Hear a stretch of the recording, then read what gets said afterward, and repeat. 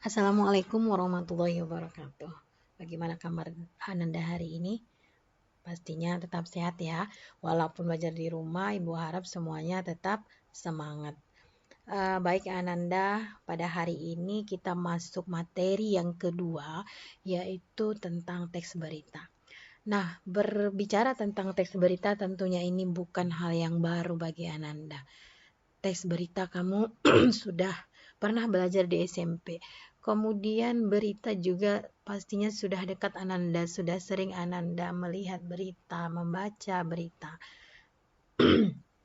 Nah, jadi di sini tujuan akhir kita nanti bagaimana kita bisa menulis atau membuat berita dan bagaimana cara kita untuk membacakannya.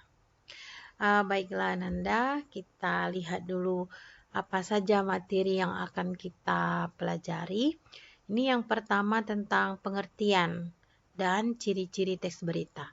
Kemudian yang kedua ini struktur dan unsur teks berita. Karena kan tujuan akhir kita bagaimana agar kita bisa menulis teks berita.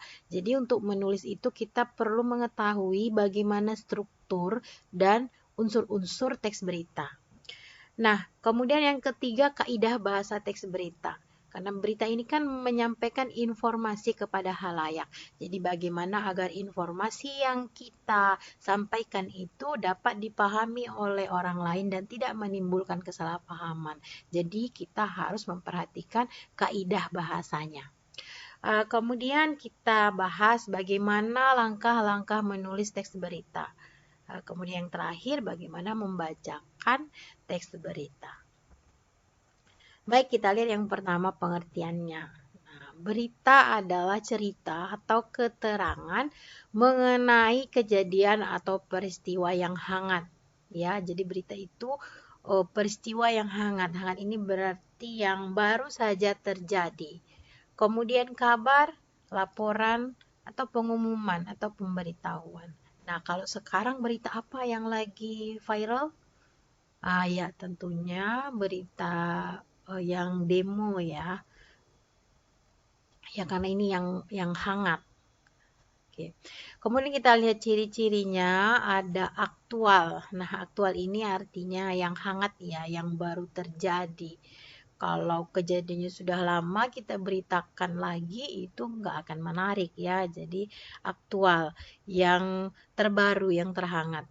Kemudian yang kedua faktual. Faktual berasal dari kata fakta yaitu kenyataan. Berita itu harus kenyataan ya yang benar-benar terjadi. Kemudian yang ketiga seharusnya berita itu harus jelas.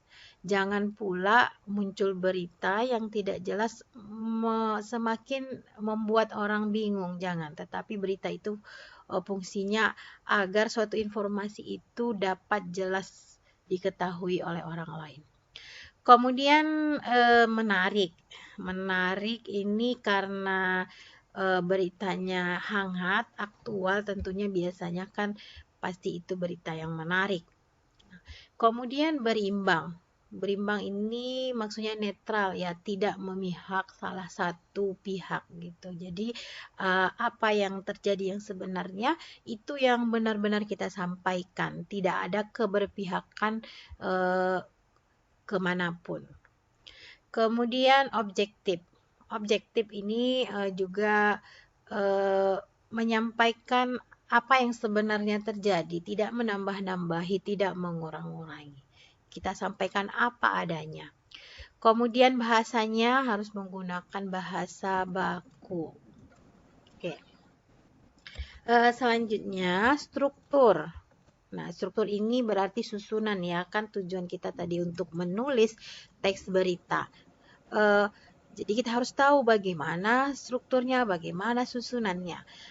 Nah, secara umum hampir sama struktur teks berita dengan struktur teks lainnya kan. Tentunya biasanya ada 3 struktur. Yang pertama kepala berita, tubuh berita, dan ekor berita. Nah, apa isi dari kepala berita? Nah, kepala berita di sini bukan maksudnya pengantar ya, tapi kepala berita ini adalah informasi yang paling penting di dalam teks berita. Apa kira-kira biasanya yang paling penting? Nah, itu tentunya yang paling penting apa yang terjadi ya. Apa yang terjadi, di mana kejadiannya, siapa yang terlibat, itu biasanya adalah hal-hal penting di dalam sebuah berita. Nah, itu diletakkan di awal. Di awal yang disebut dengan kepala berita. Kemudian tubuh berita ini adalah penjelasan secara detail informasi atau berita tersebut. Maksudnya bagaimana kejadiannya, mengapa terjadi, itu ada di dalam tubuh berita. Kemudian kalau ekor berita ini keterangan tambahan, ya, keterangan tambahan yang tidak begitu penting. Tetapi kalau memang ruang teksnya masih mencukupi, itu dibuat. Nah, tapi kalau misalnya ruang untuk teksnya itu tidak mencukupi, ekor ini boleh dibuang ya. Nah, inilah strukturnya atau susunannya. Kalau kita gambarkan biasanya bentuknya seperti ini. Ya, kepala beritanya itu tidak banyak-banyak, tetapi sifatnya umum, ya, luas. Kemudian tubuh beritanya itu pasti lebih banyak ya, lebih banyak karena ini menjelaskan beritanya secara detail. Kemudian ini ekor beritanya, nah dia akan lebih mengerucut atau menyimpulkan berita tersebut. Oke, selanjutnya unsur-unsur. Nah, unsur-unsur itu berarti apa saja yang harus ada di dalam teks berita itu. Nah, unsur-unsurnya itu kita kenal dengan istilah 5W tambah 1H.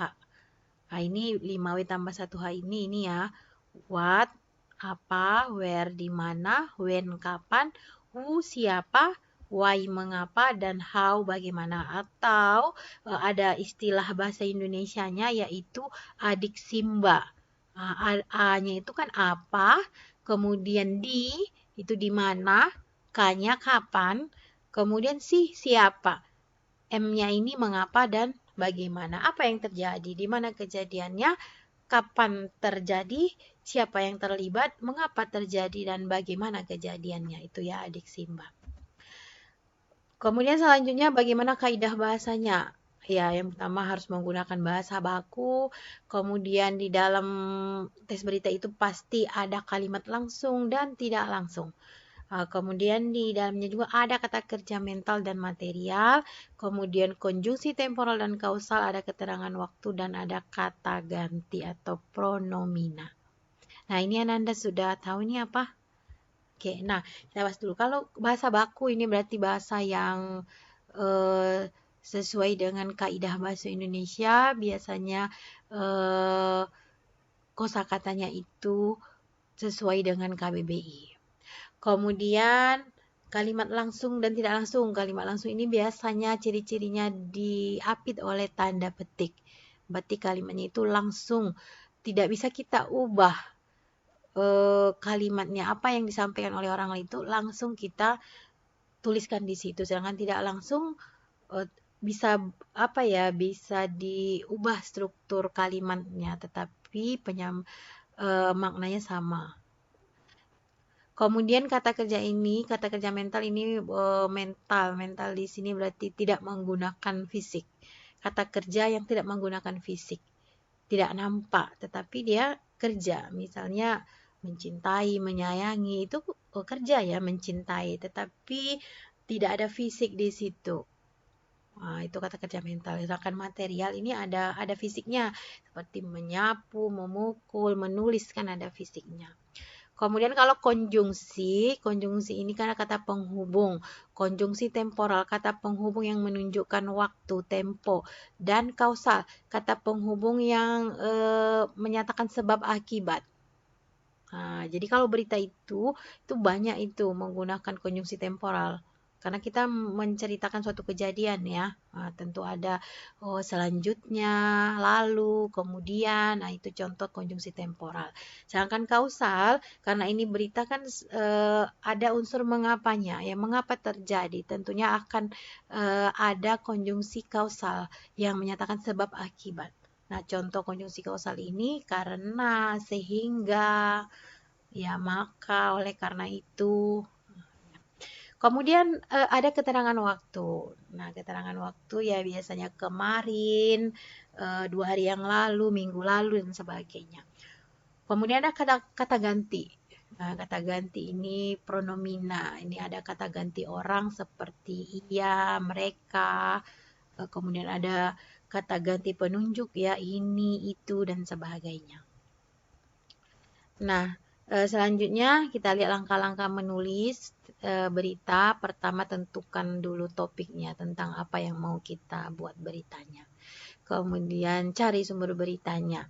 Sumber berita ini bisa kita cari melalui observasi, kita langsung ke tempat kejadiannya.